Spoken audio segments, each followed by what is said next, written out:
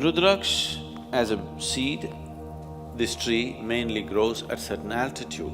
Somewhere between 6,500 to 12,000 altitude is where Rudraksh grows in the Himalayan region. And it has very unique vibrations. If you hold a Rudraksh upon anything which is positive in nature, it will naturally go clockwise. If you hold it on something negative, it will go anti-clockwise. If you hold it on something neutral, it will swing like a pendulum. I want to show you what it does, okay? This is just paper, all right? You know about this Rudraksh going clockwise, anti-clockwise, something? Okay. You must tell me which way it's going.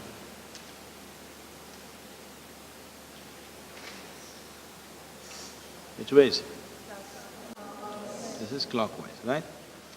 Right now, I've not done any energy transfer or anything, just crumpled it, okay? Just crumpled it. Just watch this.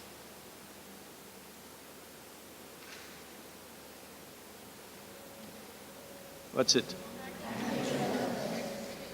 So, I don't know if they told you, I'm sure your parents must have told you, your clothes should be properly folded and kept, your bed clothes should be properly folded and kept. This is the difference it makes in your life. In this country, we were always told, after you wake up in the morning, if you do not fold your bedclothes, then devils will come and dance on it, demons will come and dance on it, and then when you go to sleep next day in those kind of clothes, it's going to affect your life. And that's just a dialectical way of expression, and it's true. What we call as a devil or demon is a negative form of life. What we call as a divine is a positive form of life. That which sustains you, that which enriches you is divine. That which affects you in a negative way is the demon. So just this paper, if you just crumple it and keep it, it attracts the negative form of energy. If you keep it properly folded, it becomes positive. This is why from everything to everything, how the house should be, where you should place what.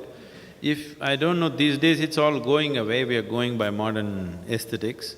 Otherwise, if my grandmother was here, everything where what should be what, everything should be in a particular way. In the house, if you go probably, if your mother comes from a traditional background, in the kitchen if you go, always salt and tamarind will be kept together, never separately. Do you know this? Is it so? Still maintained? Yes, because all this awareness, unfortunately, just became tradition. It's beautiful that it became a tradition, but without giving the necessary understanding to people why it is so. Simply do it, after some time somebody comes and says, why should I do it? I'll keep tamarind on my head, salt somewhere else. It doesn't work like that. All these items have something to do with how you live, everything, how it should be kept. So the whole science of seeing how this human being can function at its maximum vibrance, even a simple peasant in this country knows about it without knowing about it. You know, he does not intellectually or consciously know about it, but he just knows this is how it must be done.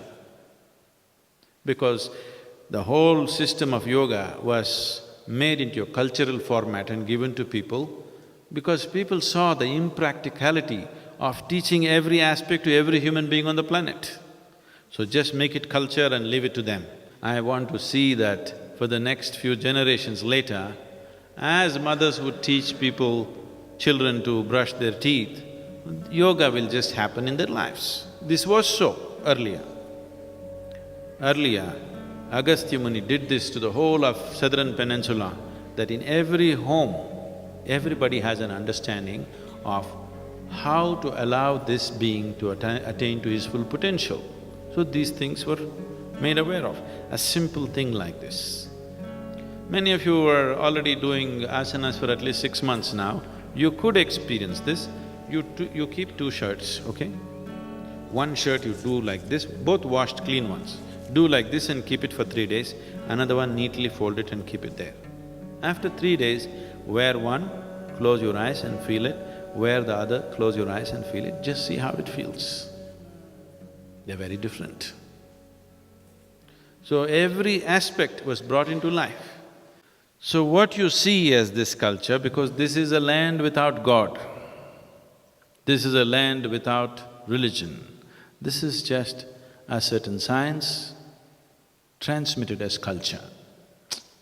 Because of various distortions, that science has become all distorted. Putting it back is not easy to the whole society. We want to put it back at least into a few people, hoping that they will be able to impart it to the rest of the larger society sometime in future.